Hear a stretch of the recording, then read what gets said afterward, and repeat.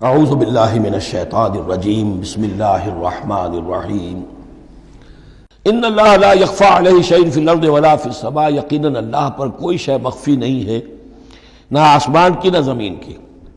هو الذی یصورکم فی الارحام کیف یشاء، پہلی چیز اللہ کے علم سے متعلق تھی اور یہ اللہ کی قدرت سے متعلق ہے۔ وہی ہے کہ جو تمہاری نقشہ کشی کر دیتا ہے، صورت بنا دیتا ہے تمہاری ماؤں کے رحموں میں جیسا چاہتا ہے۔ کسی کے پاس چوائس نہیں ہے کہ وہ اپنا نقشہ خود بنائے۔ لا الہ الا هو العزیز الحکیم، اس کے سوا کوئی معبود نہیں، اور یہ کہ وہی العزیز ہے اور الحکیم ہے۔ هو الذی انزل علیک الکتاب منہ آیات محکمات ہن ام الکتاب واخر متشابہات، وہی ہے جس نے آپ پر یہ کتاب نازل فرمائی۔ کسی جگہ انزلہ کا لفظ بھی آ جاتا ہے، اور یہ ہوتا ہے ردم کے اعتبار سے، کیونکہ قرآن مجید کی اپنی ایک ملکوتی غنا ہے، اس کی ایک موسیقی ہے، ڈیوائن میوزک ہے، تو اس میں جو ردم کے حوالے سے اگر ضرورت ہو تو یہ الفاظ ایک دوسرے کی جگہ آ جائیں گے۔ منہ آیات المحکمات، اس میں کچھ آیات تو ہیں محکم، پختہ، حکم جیسا کہ میں نے بتایا، حکمت عقل کی پختگی، محکم آیت، پختہ آیت جس کا مفہوم بالکل واضح ہو، جس کو ادھر سے ادھر کرنے کی کوئی گنجائش نہ ہو۔ ہن ام الکتاب، اس کتاب کی جڑ اور اساس اور بنیاد وہی ہے۔ وَأُخَرُ متشابہات، اور کچھ متشابہ ہیں کہ جن کا حقیقی اور صحیح مفہوم معین کرنا بہت مشکل ہے، بلکہ عام حالات میں ناممکن ہے۔ یہ میں تفصیل سے تعارف قرآن کے ضمن میں عرض کر چکا ہوں۔ آیات الاحکام جتنی بھی ہیں وہ سب محکم ہیں، یہ کرو یہ نہ کرو، یہ حرام یہ حلال۔ لیکن یہ کہ جو بھی آیات ہیں کہ جن میں بحث ہے عالم غیب سے، اللہ کی ذات و صفات، کیا تصور کریں؟ اللہ کا ہاتھ، اللہ کا چہرہ، اللہ کی کرسی، اللہ کا عرش، کیا تصور کریں؟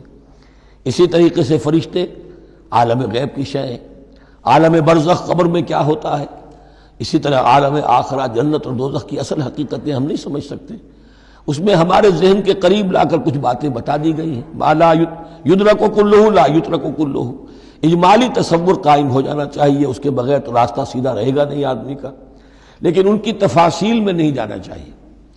تو دوسرے درجے میں نے آپ کو بتایا تھا کہ کچھ فزیکل فینومینا بھی، یہ بھی ایک وقت تک رہے ہیں آیات متشابہات میں سے، لیکن رفتہ رفتہ جیسے یہ سائنس کا علم بڑھتا چلا جا رہا ہے، ان میں سے بہت سی چیزیں اب محکم ہو کر سامنے آ رہی ہیں۔ تو یہ گویا کہ شفٹنگ سینڈز کے مانند ہے کہ ان میں سے جو چیزیں، بہت سی چیزیں واضح ہو گئیں جو پہلے واضح نہیں تھیں، لیکن اب بھی بعض چیزیں ہیں، جیسے میں نے عرض کیا 7 آسمان سے کیا مراد ہے کہ جو واضح نہیں ہے ہم پر، لیکن ہمارا یقین ہے کہ انشاءاللہ وہ وقت آئے گا کہ انسان سمجھ لے گا کہ ہاں یہی بات صحیح تھی اور یہی تعبیر صحیح تھی۔ هو الذی انزل علیک الکتاب منہ آیات محکمات ہن ام الکتاب، یہ بہت اہم ہے، اصل جو ہے جڑ کتاب کی، اس لیے کہ کتاب کے بارے میں عرض کر چکا ہوں کہ وہ ہے مجموعہ احکام۔ کتاب جیسا کہ ہم نے سورہ بقرہ میں دیکھا، جہاں حکم آیا کتب علیکم کتب علیکم کتب علیکم، تو کتاب کی جڑ اور اساس جو ہے وہ وہی ہے۔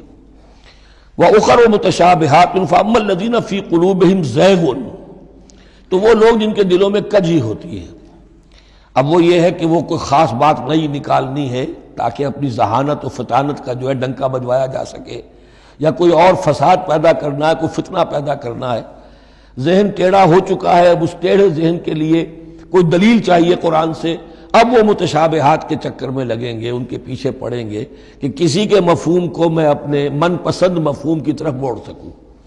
فَأَمَّا الَّذِينَ فِي قُلُوبِهِمْ زَيْغٌ فَيَتَّبِعُونَ مَا تَشَابَهَ مِنْهُ، تو وہ لوگ کہ جن کے دلوں میں کجی ہے وہ پیچھے لگتے ہیں ان کے کہ جو متشابہ ہیں ان میں سے، ابتغاء الفتنۃ، یا تو فتنہ اٹھانا چاہتے ہیں فتنے کی تلاش میں، وابتغاء تاویلہ، اور تلاش کرنے کے لیے کہ اس کی اصل حقیقت، اصل منشا، اصل مراد کیا ہے۔ یعنی یہ بھی ہو سکتا ہے کسی کا علمی ذوق ہی ایسا ہو جائے، اور یہ بھی ہو سکتا ہے کہ ایک شخص کی فطرت میں کجی ہو۔ وَمَا يَعْلَمُ تَأْوِيلَهُ إِلَّا اللَّهُ، حالانکہ ان کا حقیقی مفہوم اللہ کے سوا کوئی نہیں جانتا۔ وَالرَّاسِخُونَ فِي الْعِلْمِ يَقُولُونَ، اور جو لوگ علم میں راسخ ہیں، پختہ ہیں، جن کی جڑیں گہری ہو چکی ہیں علم میں، وہ کیا کہتے ہیں؟ یقولون آمنا بہ کل من عند ربنا، ہم ایمان لائے اس کتاب پر، قرآن پر، یہ کل کا کل ہمارے رب کی طرف سے ہے، جو بات صاف سمجھ میں آ گئی ہے اس پر عمل کریں گے، جو بات پوری طرح سمجھ میں نہیں آ رہی ہے انتظار کریں گے، لیکن یہ اجمالی یقین رکھیں گے کہ یہ ہے اللہ کی کتاب۔ آمنا بہ کل من عند ربنا وما یذکر الا اولو الالباب، لیکن یہ صحیح روش اور یہ نصیحت نہیں حاصل کر سکتے مگر وہی کہ جو ہوش مند ہے، عقل مند ہے۔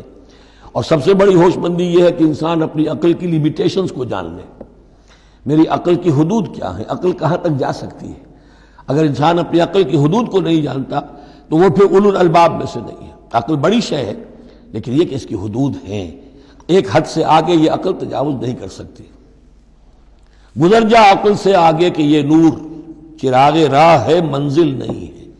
منزل تک پہنچانے والی شے جو ہے وہ عقل نہیں ہے، وہ قلب پہنچائے گا، لیکن یہ کہ بہرحال عقل ایک روشنی دیتی ہے، حقیقت کی طرف اشارے کرتی ہے۔ صدق اللہ العظیم۔